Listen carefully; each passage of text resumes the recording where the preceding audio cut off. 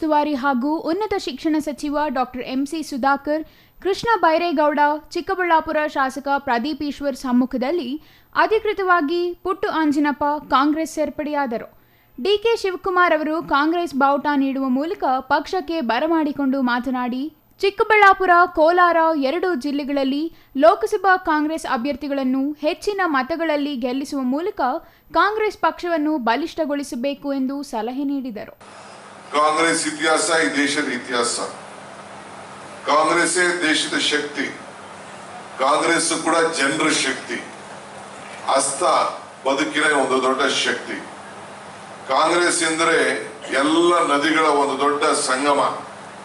ಹಂಗೆ ಇವತ್ತು ನಾವೆಲ್ಲ ಈ ಕಾಂಗ್ರೆಸ್ ಸೇರ್ತಾ ಇರೋದು ಒಂದು ದೊಡ್ಡ ಸಮುದ್ರಕ್ಕೆ ನೀವೆಲ್ಲ ಸೇರ್ತಾ ಇದ್ದೀರಿ. ಕಾಂಗ್ರೆಸ್ನ ದೇಗುಲ, ಈ ಒಂದು ದೇಗುಲದಲ್ಲಿ ನಾವೆಲ್ಲ ಒಗ್ಗಟ್ಟಿನಿಂದ ಮುಂದಕ್ಕೆ ಈ ದೇಶವನ್ನು ರಕ್ಷಣೆ ಮಾಡಲಿಕ್ಕೆ ನಾವು ಹೊರಟಿದ್ದೇವೆ.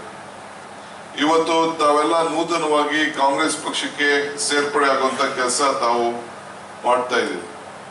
ನಮ್ಮ ಹಸ್ತ ಚಿಹ್ನೆ ಏನು ತಮ್ಮ ಶಾಲ್ನಲ್ಲಿದೆ, ಇದು ಕೇವಲ ಗುರುತಲ್ಲ, ಇದು ನಮ್ಮ ನೇಗಿಲ ರೈತರ ಈ ನೇಗಿಲು ಕೂಡ ಹಿಡಿಯುವಂತ ಒಂದು ಹಸ್ತ. ಇದು ಕಾರ್ಮಿಕರಿಗೆ ಶ್ರಮ ಕೊಡುವಂತ ಒಂದು ಶ್ರಮದ ಹಸ್ತ. ಇದು ಮಹಿಳೆಯರಿಗೆ ಒಂದು ಶಕ್ತಿಯ ಹಸ್ತ. ಯುವಕರು ಕೂಡ ಒಂದು ಭವಿಷ್ಯದ ಹಸ್ತ.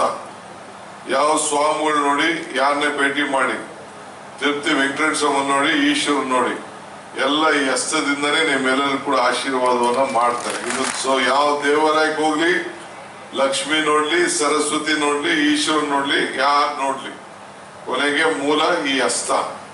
ಈ ಹಸ್ತದ ಚಿಹ್ನೆ ಎಲ್ಲರಿಗೂ ಸಿಗ್ಲಿಕ್ಕೆ ಸಾಧ್ಯ ಇಲ್ಲ.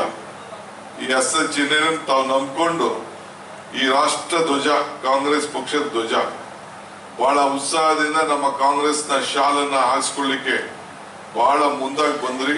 ನಾನು ಎಲ್ಲರೂ ಕೂಡ ಈ ಶಾಲನ್ನ ಹಾಕಕ್ಕಾಗ್ಲಿಲ್ಲ. GL Shankar, CTV news, Chintamani.